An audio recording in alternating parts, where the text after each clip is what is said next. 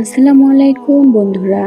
আশা করি আল্লাহ তাআলার অশেষ মেহেরবানিতে আপনারা সকলেই ভালো আছেন। সম্মানিত দর্শক, একাকিত্ব।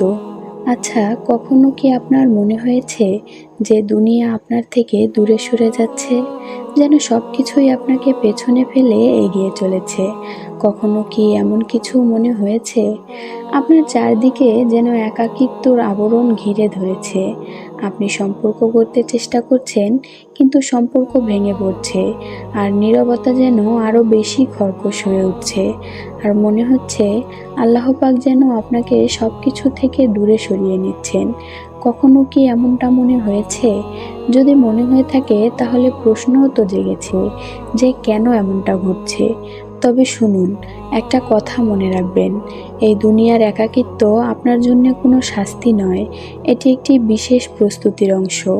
আল্লাহ পাক সাধারণত তাদেরকে একা করে দেন বা তাদেরকে একটু আলাদা করেন, তাদেরকে একটু আলাদা রাখেন, যাদেরকে তিনি পরিশুদ্ধ করতে চান, যাদেরকে তিনি রক্ষা করতে চান, যাদেরকে তিনি আরো মহান কিছুর দিকে এগিয়ে নিয়ে যেতে চান। হ্যাঁ, আজ কথা বলবো এমনই 7টি কারণ নিয়ে, যে কারণগুলোর জন্য আল্লাহ পাক তার প্রিয় বান্দাদেরকে একা করেন, একটু আলাদা করেন।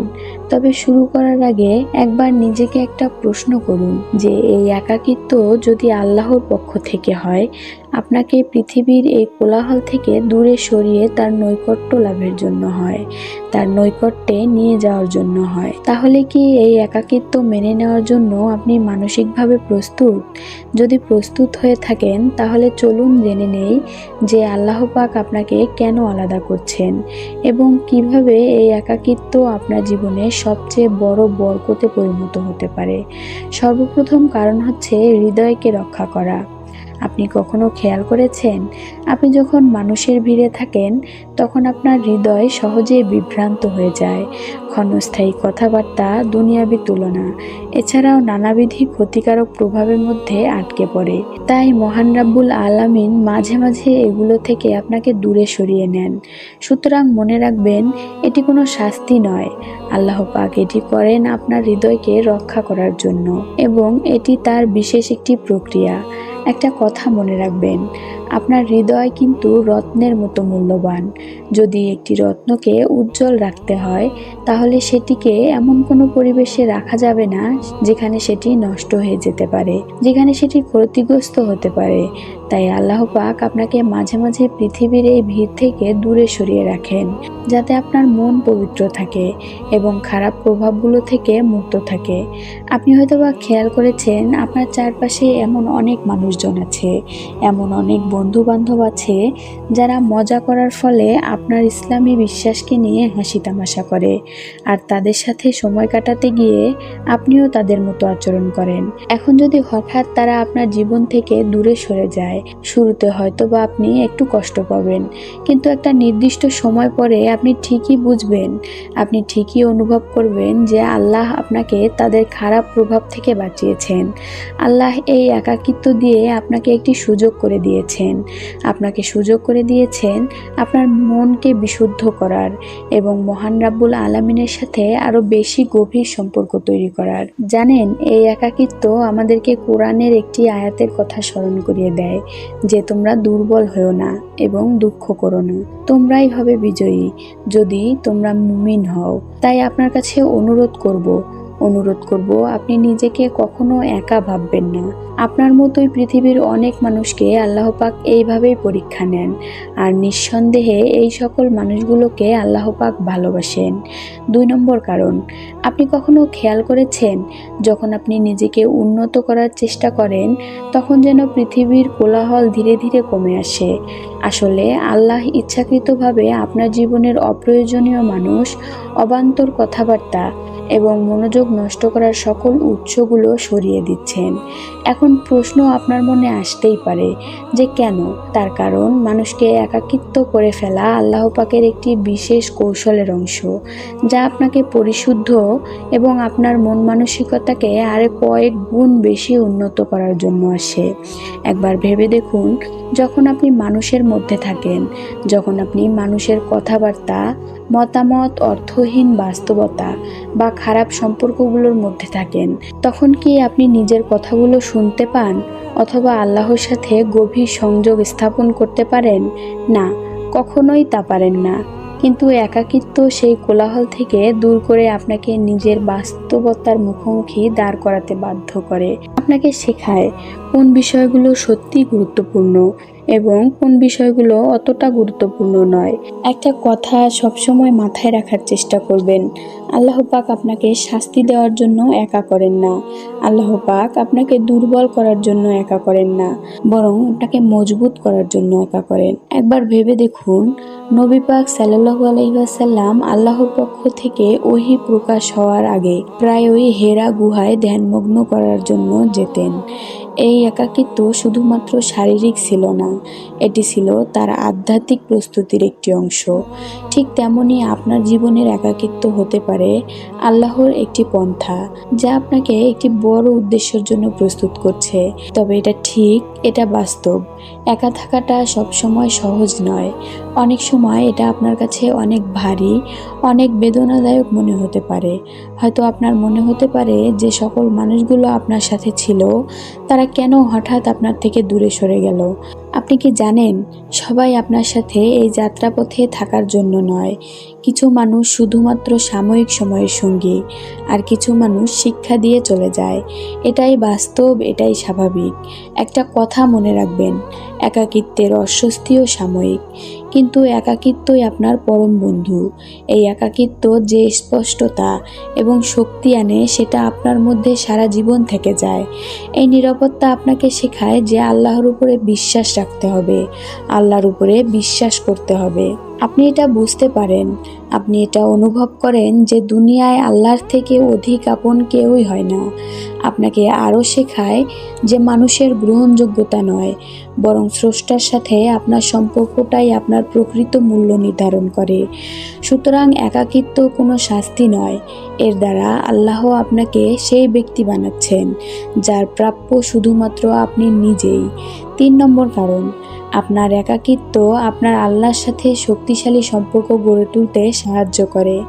আচ্ছা, কখনো কি এমন অনুভব করেছেন যে কেউ আপনার অনুভূতি ঠিকঠাকভাবে বুঝতে পারছে না? আপনার কষ্টের কথাগুলি যখন আপনি অন্যদের সাথে শেয়ার করেন, তখন তাদের চিন্তাভাবনার সাথে আপনার চিন্তাভাবনার মিল খাচ্ছে না। এটি আল্লাহর পক্ষ থেকে একটি বিশেষ আমন্ত্রণ। যখন আল্লাহ আপনাকে একা করেন, তখন এটি তার দিকে আরও বেশি টেনে নেওয়ার একটি বিশেষ উপায়। আপনি হয়তোবা খেয়াল করেছেন, যখন আমাদের জীবনটা একটু সুন্দরভাবে চলতে শুরু করে, তখন আমরা আমাদের বন্ধুবান্ধব, পরিবার এবং বস্তুগত স্বাচ্ছন্দ্যের ওপর একটি বেশি নির্ভর করি। কিন্তু আপনি যখন একা হয়ে যান, যখন আপনার জীবন থেকে সেই সকল ভরসার খুঁটিগুলো সরিয়ে দেওয়া হয়, তখন আপনার আশেপাশে একমাত্র তিনিই থাকেন, যিনি সব সময় আপনার সঙ্গে ছিলেন। আর তিনি হলেন আমাদের রব, আমাদের সৃষ্টিকর্তা, আমাদের আল্লাহ। আপনাকে একটা প্রশ্ন করব, আচ্ছা, কতবার আপনি আল্লাহর কাছে চোখে অশ্রু নিয়ে ফিরে গিয়েছেন? কতবার আপনি আল্লাহর কাছে মন থেকে ফিরে গিয়েছেন? এটা তখনই হয় যখন আমাদের দেয়ালে পিঠ ঠেকে যায়, যখন আমাদের অন্য কোথাও থেকে সাহায্য আসার সম্ভাবনা থাকে না, যখন আমরা একা হয়ে যাই। আপনার একাকিত্ব আপনাকে ঠিক এই গভীর নির্ভরশীলতার দিকে ধাবিত করে, যেখানে আল্লাহ আপনাকে বলেছেন, আমার কাছে ফিরে এসো, আমি তোমার জন্য যথেষ্ট। তবে এখানে একটা বিষয় পরিষ্কার থাকতে হবে, একটা বিষয় বুঝতে হবে যে এটা এমন কোনো কিছু নয় যে নিজেকে উম্মার থেকে আলাদা করতে বলা হচ্ছে। এটা মাথায় রাখতে হবে যে ইসলাম একতার ধর্ম। আমাদের শক্তি এই একতার মধ্যেই নিহিত। এখানে যেটা বলা হচ্ছে সেটি হচ্ছে একটি আধ্যাত্মিক যাত্রার কথা, একটি ব্যক্তিগত পরিবর্তনের প্রক্রিয়ার কথা, যা আপনাকে উম্মার সাথে শক্তিশালী এবং একটি অর্থবহ সম্পর্ক তৈরি করতে সাহায্য করবে। দেখুন, আমাদের নবী পাক সাল্লাল্লাহু আলাইহি ওয়াসাল্লাম, তিনি গভীর একাকিত্বের মুহূর্তগুলোর মুখোমুখি হয়েছেন, হোক সেটা হেরা গুহায় ধ্যানমগ্ন হওয়ার সময়, যুদ্ধক্ষেত্রে বা মক্কায় নির্যাতিত হওয়ার সময়। তবে এখানে মনে রাখতে হবে যে এই মুহূর্তগুলো বিচ্ছিন্নতার জন্য নয়, বরং প্রস্তুতির অংশ ছিল। তাই যদি আপনি একা অনুভব করেন, তাহলে এটা মনে রাখবেন যে এটা বিচ্ছিন্নতার জন্য নয়। বরং আপনার ভিত্তিকে মজবুত করার জন্য। আর যখন আপনার ভিত্তি মজবুত হবে, তখন আপনি অন্যদের সঙ্গে একতাবদ্ধ হতে এবং তাদেরকে অনুপ্রাণিত করতে আরও বেশি সক্ষম হবেন। 4 নম্বর, একাকিত্ব। একটি প্রশিক্ষণের ক্ষেত্রে আপনি হয়তোবা খেয়াল করেছেন, যখনই আপনি জীবনে উন্নতি করতে যান, তখনই কিছু জিনিস আপনার জীবন থেকে দূরে সরে যায়। আসলে আমরা এটা ভুলে যাই যে একাকিত্ব মানে শুধুমাত্র প্রত্যাখ্যান নয়, বরং এটা একটি প্রতিশুদ্ধ হওয়ার পথ। এবং এই পথে আপনি একা নন, বরং আরও অনেকেই আছে। মহান রাব্বুল আলামিন আমাদের জীবন থেকে এমন কিছু বিষয় এবং এমন কিছু জিনিসকে সরিয়ে নেন, যেগুলো হয়তো আমাদের জীবনকে অন্ধকার করে দেওয়ার ক্ষমতা রাখে। তিনি আমাদের মনোযোগ তীক্ষ্ণ করার জন্য এবং এমন শিক্ষা দেওয়ার জন্য এটি করেন। এই পরিস্থিতির মধ্যে দিয়ে তিনি আমাদেরকে এমন কিছু শিক্ষা দিয়ে যান, যেটা কখনোই আরামের মধ্যে দিয়ে শেখা সম্ভব নয়। আপনি যদি নবী ইউসুফ আলাইহিসসালামের ঘটনা দেখেন, তাহলে দেখবেন যখন তানাকে কূপে ফেলে দেওয়া হয়েছিল, তখন কিন্তু তিনি নিজের পরিবার থেকে আলাদা হয়ে গিয়েছিলেন। কিন্তু বাস্তবে তানাকে একা করে দেওয়া হয়নি। তিনি একা ছিলেন না, বরং এটি একটি প্রস্তুতি ছিল। কূপের সেই নীরবতা এবং পরে কারাগারের সময়গুলোতে নবী ইউসুফ আলাইহিসসালামকে একজন মহান নেতা হিসেবে গড়ে তোলা হচ্ছিল। যখন তিনি সেই পর্যায়গুলোকে অতিক্রম করলেন, যখন তিনি সেই পর্যায়গুলোকে পার করতে পারলেন, তখন তিনি একজন সাধারণ মানুষ ছিলেন না, বরং তিনি হয়ে উঠেছিলেন অসাধারণ প্রজ্ঞা, ধৈর্য এবং ঈমানের অধিকারী। এখন একটু ভাবার চেষ্টা করুন, এমনটাও তো হতে পারে যে আল্লাহ আপনাকে কোনো বড় উদ্দেশ্যের জন্য প্রস্তুত করছেন, যা আপনি কখনো কল্পনাও করেননি, আপনি কখনো ভাবার চেষ্টাও করেননি। তখন কি আপনি হাল ছেড়ে দিয়ে বসে থাকবেন? হ্যাঁ, এটি স্বীকার করতে হবে যে একাকিত্বের কষ্ট, কাছের মানুষকে হারানোর বেদনা, নীরবতার মুখোমুখি হওয়া এবং উপেক্ষিত হওয়ার অনুভূতিগুলো আপনার আত্মমূল্যকে প্রশ্নবিদ্ধ করতেই পারে।